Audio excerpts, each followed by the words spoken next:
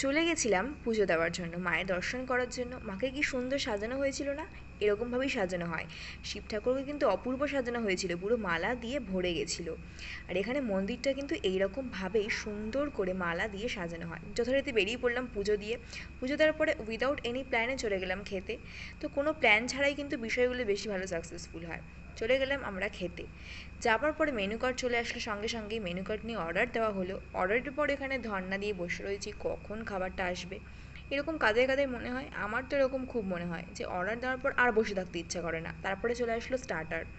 দেন starter খেতে না খেতেই চলে আসলো মেন কোর্সে। ঢুকে বললাম মেন কোর্স খেতে খেতে একটুখানি এবার ভিডিও করে নিলাম। তারপরে সব শেষে এই যে মৌরির পালা, আমি এখানে দেখাচ্ছিলাম যে ও কীরকমভাবে মৌরি খায়, মানে এতটা করে করে মৌরি নেয়। তবে আমি ওকে বলছিলাম যে মৌরি চোর মৌরি চোর মৌরি। তোমাদের কেমন লাগলো ভিডিওটা অবশ্যই কমেন্টে জানিয়ে, সাবস্ক্রাইব করতে ভুলো না। সাবস্ক্রাইব।